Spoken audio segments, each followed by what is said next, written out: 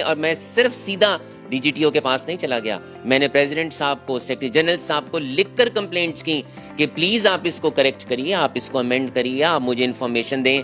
लेकिन उन प्रेसिडेंट साहब के कान पर जूई भी नहीं रेंगी। मैं डीजीटीओ साहब के पास इसलिए गया कि मुझे नहीं बताया गया था कि जनाब ईसी मीटिंग हो रही है, मुझे नहीं बताया जाता था कि लाहौर चैम्बर में इवेंट्स क्या होते हैं। तब तक ये बुजुर्ग बहुत अच्छे थे, तब तक ये बाबे बहुत अच्छे थे, जब आपको सीनियर वाइस प्रेसिडेंट बना रहे थे, जब आपको वाइस प्रेसिडेंट बना रहे थे, जब आपको एग्जीक्यूटिव कमेटी मेंबर बना रहे थे।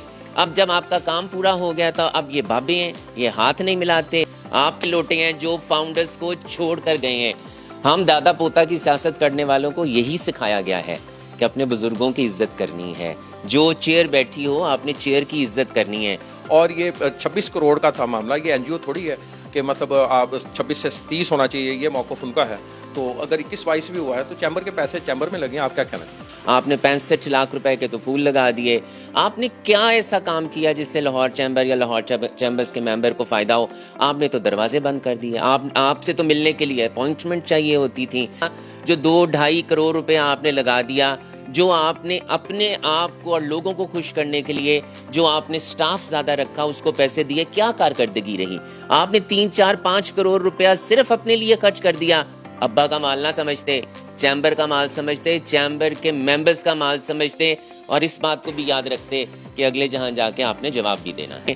फ़हीम रहमान सहगल साहब को मैं ये ज़रूर कहूँगा, उन लोगों से ज़रूर बचिए, उन मुनाफिकों से ज़रूर बचिए, उन लोटों से ज़रूर बचिए, ऐसे लोगों से ज़रूर बचिए जो अपने यहाँ, जो चैम्बर को यहाँ पर कारोबार समझते हैं, चैम्बर को वो बेचते हैं, चैम्बर के नाम को बेचते हैं, और जिनका आना मैंने लाहौर चैम्बर में बंद करवा दिया था, उनसे बाखबर रहें। मौजूद हूँ मैं कूपर रोड पे, जहाँ हमारे साथ मौजूद हैं साबिक सदर Lahore chamber of commerce Kashif Anwar, तो मुसलसल 2 साल सदर रहे हैं। उनसे जानेंगे काशिफ साहब से। काशिफ साहब, आपसे कुछ क्वेश्चन भी हमारे हैं। एक तो ये कि जिस चैम्बर को आप माँ का दर्जा देते हैं, 2 साल आपने चैम्बर की सदारत भी की, उसी चैम्बर के ख़िलाफ़ आप डीजीटीओ भी आप चले गए, तो कैसे ऐसे मामला बन गए?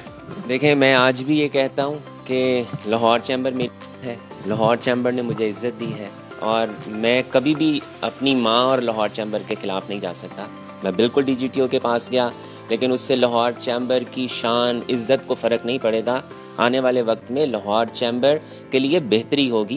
ये पता होना चाहिए सबको कि मैं क्यों डीजीटीओ के पास गया। मैं डीजीटीओ साहब के पास इसलिए गया कि मुझे नहीं बताया गया था कि जनाब ईसी मीटिंग हो रही है, मुझे नहीं बताया जाता था कि लाहौर चैम्बर में इवेंट्स क्या होते हैं। जब कोई ख़ास इवेंट्स मिनिस्टर्स आते थे या कोई ख़ास ऐसे इवेंट्स होते थे, मुझसे वो चीज़ें पोशीदा रखी जाती थीं। जब जनवरी की मीटिंग में मैंने सवालात किए कि क्यों 26 करोड़ से कम हो गए हैं, और मैंने यह भी उस वक़्त के प्रेसिडेंट साहब से कहा कि प्रेसिडेंट साहब, ये आपको ज़ेब नहीं देता है कि आप ये कहें कि लाहौर चैम्बर के साबिक़ा सदूर ह्यूमन ट्रैफिकिंग में मुलव्वस हैं, आपको ये बात नहीं करनी चाहिए। मैं इसलिए डीजीटीओ साहब के पास गया कि पूछें उनसे, प्रेसिडेंट साहब से, हमारे कौन से साबिक़ा सदर जो हैं वो ह्यूमन ट्रैफिकिंग के अंदर मुलव्वस हैं। मैं इसलिए डीजीटीओ साहब के पास गया कि लाहौर चैम्बर और बाकी तमाम चैम्बर्स के लिए भी ये लाजमी है कि जितने भी एग्जीक्यूटिव कमेटी के मिनट्स हैं उसको वो अपनी वेबसाइट के ऊपर लगाएं, जो इन्होंने लगाने बंद कर दिए। मैं इसलिए डीजीटीओ साहब के पास गया कि हर मीटिंग कम से कम 2 महीने के अंदर होनी चाहिए। मुझे तो अपोजिशन वाले बहुत शोर मचाते थे कि प्रेसिडेंट साहब आप हर महीने एक मीटिंग करें, तो कानून ये कहता है कि कम से कम 2 महीने के अंदर एक मीटिंग होनी चाहिए। एक मीटिंग भी 2 महीने के अंदर नहीं हुई। मैं इसलिए गया कि जो कवानीन हैं, जो आर्टिकल्स और मेमोरेंडम ऑफ एसोसिएशन है, उस पे अमल दरामद किया जाए। अगर और जो अल्लाह की सबसे बड़ी करम नवाजी, मैं इस्लामाबाद गया, हमारी हियरिंग्स हुई, मैंने मैं सिर्फ सीधा डीजीटीओ के पास नहीं चला गया, मैंने प्रेसिडेंट साहब को, सेक्रेटरी जनरल साहब को लिखकर कंप्लेंट्स की कि प्लीज़ आप इसको करेक्ट करिए, आप इसको अमेंड करिए, आप मुझे इन्फॉर्मेशन दें। लेकिन उन प्रेसिडेंट साहब के कान पर जूई भी नहीं रेंगी। फिर मैंने कई दफ़ा डीजीटीओ को कंप्लेंट किया, और बिला आखिर डीजीटीओ साहब ने हमें बुलाकर मेरी कंप्लेंट्स को सुना। मैं इस्लामाबाद गया, और अल्हम्दुलिल्लाह डीजीटीओ साहब ने मेरे तमाम मौक़िफ़ को कबूल करते हुए फ़ैसला मेरे हक़ में किया, डिटेल ऑर्डर दिया, और उन्होंने ये कहा कि काशिफ अनवर जो कह रहा है वो ठीक कह रहा है। या उस वक़्त के तो सदर वही थे, सदर और एग्जीक्यूटिव कमेटी से अगर उन मिनट्स को दोबारा अप्रूव करवा कर और जो काशिफ अनवर ने बातें कही हैं अगर वो ना की तो उन्हें चैम्बर को जुर्माना किया जाएगा। काशिफ साहब ये बताएं कि एक साल गुजर चुका है, अपना जो मौजूदा क़यादत है वो अबूज़र शाह साहब और खालिद उस्मान साहब और बाकी इसके अलावा शाहिद नज़ीर साहब का दौर गया, वो कैसा दौर आपने देखा, कैसे ऑब्जर्वेशन आपकी थी? और ये 26 करोड़ का था मामला, ये एनजीओ थोड़ी है कि मतलब आप 26 से 30 होना चाहिए, ये मौक़िफ़ उनका है। तो अगर 21-22 भी हुआ है तो चैम्बर के पैसे चैम्बर में लगे, आप क्या कहना चाहिए? हाँ बिल्कुल ठीक कहते हैं। वो ये कहते हैं ये कोई क्राइटेरिया नहीं है आपकी परफॉर्मेंस को जज करने का कि 26 करोड़ का 21 करोड़ हो गया। तो फिर मेरा भी तो ये सवाल है कि वो आपने कहाँ लगाया? क्या आपने वो खानों पे लगा दिया? जी बिल्कुल आपने खानों पे लगाया। आपने 65 लाख रुपए के तो फूल लगा दिए। आपने क्या ऐसा काम किया जिससे लाहौर चैम्बर या लाहौर चैम्बर्स के मेंबर को फ़ायदा हो? आपने तो दरवाजे बंद कर दिए। आपसे तो मिलने के लिए अपॉइंटमेंट चाहिए होती थी।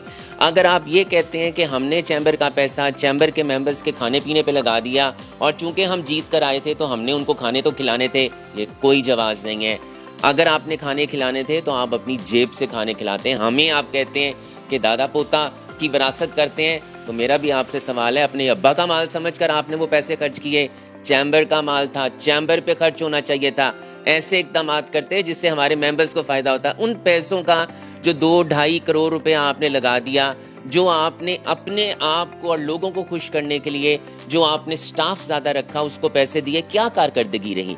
आपने 3-4-5 करोड़ रुपया सिर्फ अपने लिए खर्च कर दिया। अब्बा का माल ना समझते, चैम्बर का माल समझते, चैम्बर के मेंबर्स का माल समझते और इस बात को भी याद रखते कि अगले जहां जाके आपने जवाब भी देना है। अब नई क़यादत आ चुकी है फ़हीम सहगल साहब की मौजूदगी में और SVP साहब शेख तनवीर अहमद, वो बड़े यानी कि अब समझते हैं कि सुलझे हुए लोग हैं। आप क्या कहना चाहेंगे, इनको क्या मैसेज देना चाहेंगे फ़हीम सहगल साहब को कि किस तरीके से चैम्बर को मज़ीद बेहतर बनाया जाए? देखें बात यह है कि मैंने जैसा कहा कि तनवीर साहब मेरे लिए बहुत काबिल इज़्ज़त हैं, फ़हीम रहमान सहगल साहब प्रेसिडेंट साहब मेरे लिए बहुत काबिल इज़्ज़त हैं। हम पे मैं तो बार बार ये कहता हूँ, दादा पोता की सियासत का इल्ज़ाम लगाने वाले जो ये कहते हैं, हम दादा पोता की सियासत करने वालों को यही सिखाया गया है कि अपने बुज़ुर्गों की इज़्ज़त करनी है। जो चेयर बैठी हो आपने चेयर की इज़्ज़त करनी है। मेरे वालिद साहब आज भी अगर जाते हैं और किसी सीनियर वाइस प्रेसिडेंट को मिलते हैं तो वो प्रेसिडेंट साहब कहते हैं, वो किसी और नाम से नहीं बुलाता है। हम दादा पोता की सियासत करने वालों को ये सिखाया गया है कि फ्लोर क्रॉस नहीं करते। जिस फ्लोर से आप जीत कर आते हैं, मरना जीना उसी फ्लोर के साथ करना है। अगर इन्होंने करना था, मैं फिर आपके सवाल से डेविएट कर रहा हूँ, अगर ग्रुप बनाना था तो अपने बलबूतों पे आते, अपने जोरे बाजू पे आते। फाउंडर्स के ग्रुप में फाउंडर्स से आप ऑफिस बेरर्स या फाउंडर्स से आप एग्जीक्यूटिव कमेटी बन के ना आते। आप लोटे हैं, आप सारे लोटे हैं जो फाउंडर्स को छोड़ कर गए हैं। हाँ, ऑपोजिशन तो वो होती है ना कि आप अपने बलबूते के ऊपर आए, खुद अपनी ऑपोजिशन बनाए, फिर कहते कि हाँ तब तक ये बुजुर्ग बहुत अच्छे थे, तब तक ये बाबे बहुत अच्छे थे, जब आपको सीनियर वाइस प्रेसिडेंट बना रहे थे, जब आपको वाइस प्रेसिडेंट बना रहे थे, जब आपको एग्जीक्यूटिव कमेटी मेंबर बना रहे थे। अब जब आपका काम पूरा हो गया तो अब ये बाबे हैं, ये हाथ नहीं मिलाते। शर्म आनी चाहिए। हाउएवर जी, मेरी तमाम हर तरह से सपोर्ट इस लीडरशिप के साथ है, इस एग्जीक्यूटिव कमेटी मेंबर्स के साथ है। मेरा वो हिस्सा है, मैं अल्टीमेटली उनका हिस्सा हूँ। हमें चैम्बर के लिए, मेंबर्स के लिए इक़दाम करने चाहिए। फ़हीम रहमान सहगल साहब को मैं ये ज़रूर कहूँगा, उन लोगों से ज़रूर बचिए, उन मुनाफिकों से ज़रूर बचिए, उन लोटों से ज़रूर बचिए, ऐसे लोगों से ज़रूर बचिए जो अपने यहाँ, जो चैम्बर को यहाँ पर कारोबार समझते हैं, चैम्बर को वो बेचते हैं, चैम्बर के नाम को बेचते हैं। और जिनका आना मैंने लाहौर चैम्बर में बंद करवा दिया था, उनसे बाखबर रहें। जी नाज़रीन, तफसीली गुफ्तगू सुनी काशिफ अनवर साहब की और उन्होंने तफसीलात से आगाह किया कि क्यों DGTO गए। इसके साथ साथ उन्होंने अहाता भी किया है 1 साल की कारकर्दगी का और नेक तमन्नाओं का इज़हार किया है और साथ ही साथ जो नए सदर हैं, नई क़यादत है, उनको मशवरे भी बड़े अहम दे दिए हैं। अब देखते हैं ये साल किस तरह गुजरता है। जी।